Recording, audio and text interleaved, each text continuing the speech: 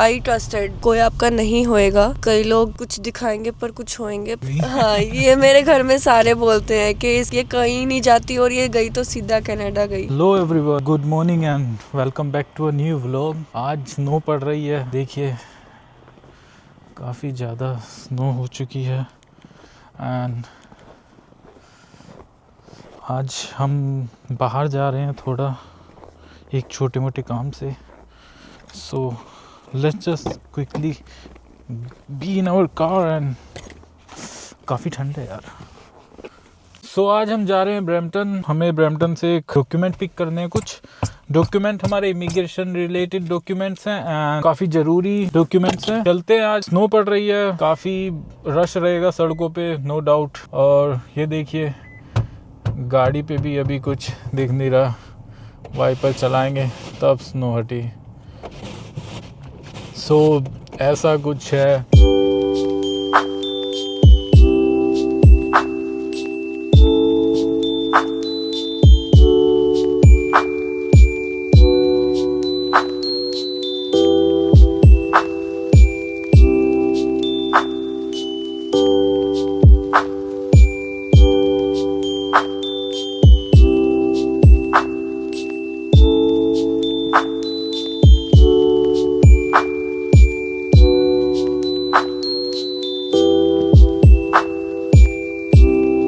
आज snow storm की वजह से सड़क एकदम स्लशी हो चुकी हैं और गाड़ी ना चल रही है ना, लाइक ऐसा लग रहा है एकदम खिसक रही है।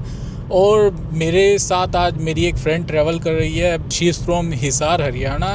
और मैं 22 ईयर्स की हूँ, लाइक ऑलमोस्ट मैं मार्च में 22 की हो जाऊंगी। And I am from Haryana Hisar. ने 12th करके कनाडा आई। इनको लाइक 2-2.5 साल हो चुके हैं कनाडा में। ये अपने ग्रेड्स वगैरह का थोड़ा वेट कर रही हैं। अभी इनका थोड़ा पढ़ाई वगैरह चालू है या क्या है पूछते हैं। So are you still a student और do you consider as a pass out? Currently I'm still a student because I haven't received any of my transcription. You received that, then you are not a student, right?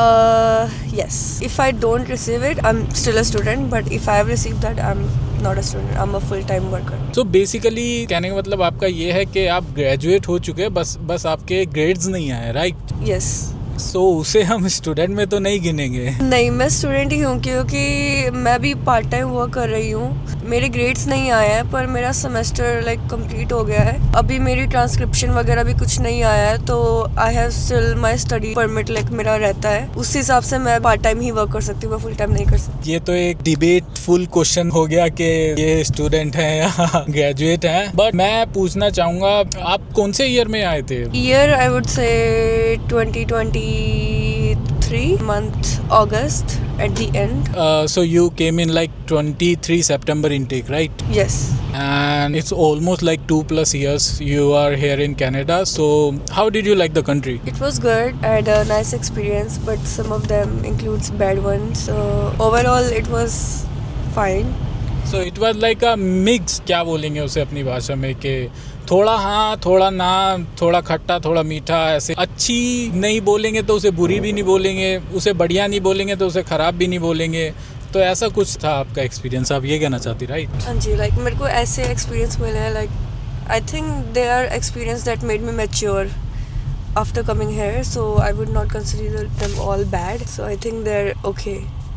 मुझे पता चला पैसों के बारे में, कई चीज़ों के बारे में, लोगों के बारे में. सो बेसिकली मतलब आपको कनाडा के मैच्योरिटी आ गई, राइट? हाँ जी, मैच्योरिटी पहले से थी बट काइंड ऑफ लाइक दुनिया के बारे में पता चलना, मैं बेटर हो गई इन चीज़ों में. बट पता है क्या, ये आपके साथ, सिर्फ आपके साथ नहीं हुआ, ये ऑलमोस्ट जो भी ये कनाडा आता है वो यही बोलता है कि भाई कनाडा आके उन्होंने अपने फाइनेंसेस संभालने शुरू कर दिए, अपने पैरों पे आ गए, कमाना शुरू कर दिया।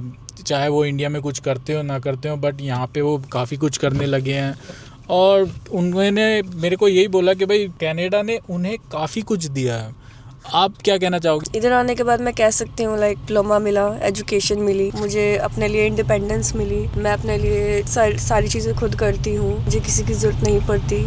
तो I think that is the main thing कि मैं कनाडा आई. उसके बाद पैसे कमाए, कई चीज़ें सीखी, फ्रेंड्स मिले, कोर्स फैमिली की वैल्यू पता लगी, and I think many things like I cannot even count. So it's like you got lot of things like आपको काफ़ी ज़्यादा एक्सपोजर मिला कनाडा की वजह से, बट अगर एक चीज़ कंसिडर करें कि भाई इसको आप टॉप प्रायोरिटी दोगे अपने एक्सपीरियंस में, या ये बिल्कुल आपको इंडिया में शायद ये चीज़ आप कभी ना सीख पाते या आपको नहीं मिल पाती, तो वो क्या कहना चाहोगे आप? I think confidence, communication. India में मुझे लगता है कि मैं इतना नहीं कर पाती। बाहर आके मैंने लैंग्वेज सीखी है और मैंने अपने आप के लिए बोलना सीखा है। अगर मैं इंडिया में होती तो स्टिल काइंड ऑफ मुझे ये होता कि भाई हाँ मेरे पेरेंट्स हैं, मैं वापस जा सकती हूँ। पर इधर ये है कि भाई हाँ खुद के लिए सब कुछ खुद ही करना है and there is nothing in the back waiting for you. Course मैं अपने पेरेंट्स से बात करती हूँ, they are always so great, but you know कि एक पर्सन हो आप जिसके पास जा सको, तो वो मेरे पास नहीं था इधर आने के बाद कोई भी। सो आई फील लाइक आई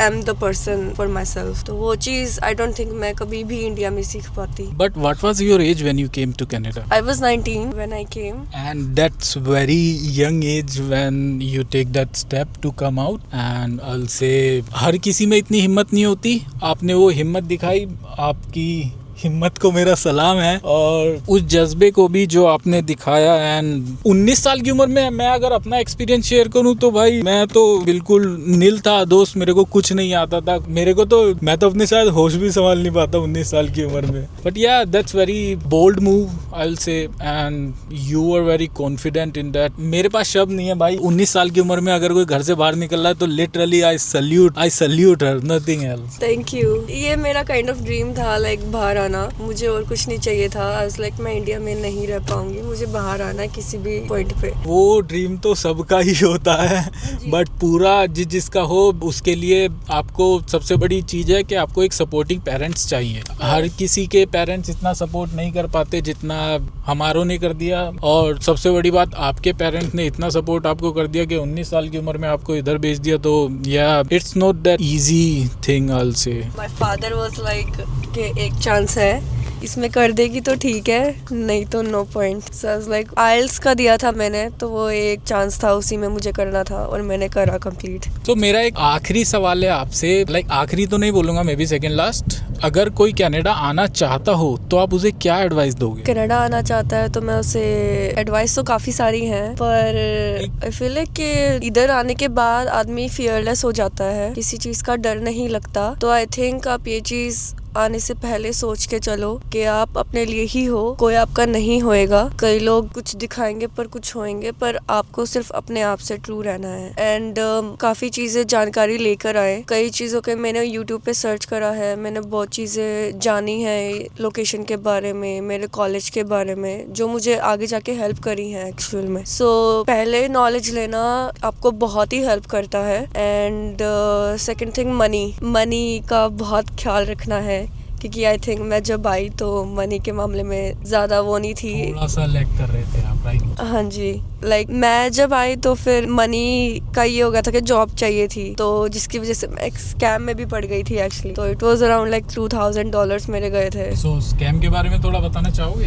हाँ जी, sure.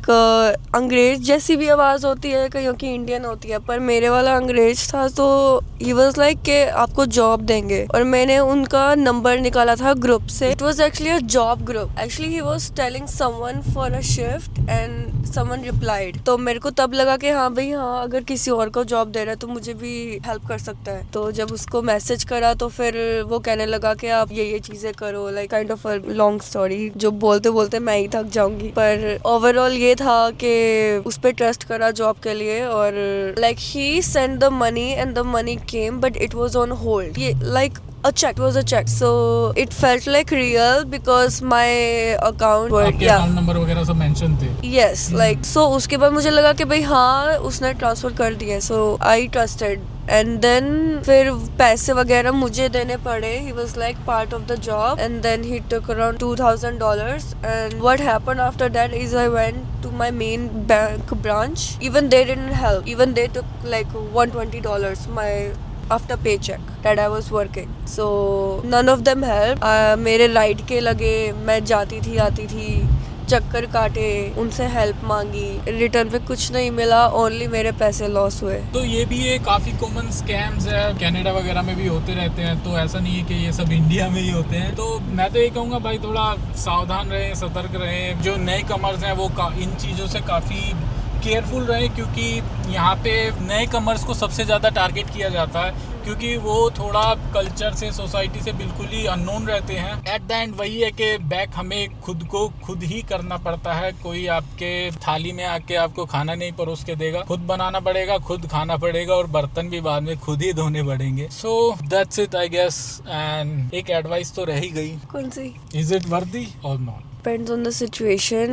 It was worthy for me, I would say. कि इधर आके मैंने बहुत चीज़ें सीखी है और अपने आप को बहुत स्ट्रॉन्ग बनाया है कई चीज़ों से। तो आई फील लाइक इट्स वर्दी फॉर मी। सबके लिए डिफरेंट होता है, मुझे नहीं पता कौन किस वजह से कनाडा आना चाहता है। तो आई थिंक, और आपका मेन रीजन यही था कि आपको थोड़ा फ्रीडम चाहिए था? या लाइक फ्रीडम, आई वुड से कि मैं जब छोटी थी, लाइक मैं कभी भी घर से बाहर नहीं निकलती थी। इट्स नॉट कि मेरे पेरेंट्स, थोड़ा जाटों के परिवार में नहीं, इट्स नॉट लाइक मेरे पेरेंट्स ने रोका, मेरा खुद ही नहीं होता था। लाइक कि बाहर जाके कुछ करने का ही मन नहीं करता था, आदमी जा ही नहीं सकता, यू नो द सिचुएशन। तो लाइक कि मुझे बाहर जाना है और इस चीज से थोड़ा छुटकारा पाना है। सो ये कभी घर के बाहर नहीं निकली, और जब निकली तो सीधा कनाडा आ गई। हाँ, ये मेरे घर में सारे बोलते हैं कि ये कहीं नहीं जाती और ये गई तो सीधा कनाडा गई। यही है भाई। मैं अपना पर्सनली बोलूं तो मैं यही कहूंगा कि वर्थ इट है ब्रो। बहुत कुछ है कनाडा में, ऐसा नहीं है कि यहाँ पे कुछ है नहीं, सब वही जॉब वगैरह कर रहे हैं। आपके पास अच्छा स्किल सेट होना चाहिए। लाइक आपकी जो नॉलेज है अपनी फील्ड को लेके, अगर वो आपकी अच्छी है तो आपको फील्ड जॉब भी मिल जाएगी। जरूरी नहीं है आपको पूरी जिंदगी दिहाड़ी, लेबर जॉब, ये सब करना पड़ेगा। और मैं अपनी बताऊं तो भाई मेरे को कनाडा ने बहुत कुछ दिया है। मैं आज जहाँ बैठा हूँ पिछले 3 साल से फाइनेंशियली स्टेबल, और इंडिया में मैं कुछ था नहीं, बट यहाँ के मैं इतना कुछ हो गया हूँ। तो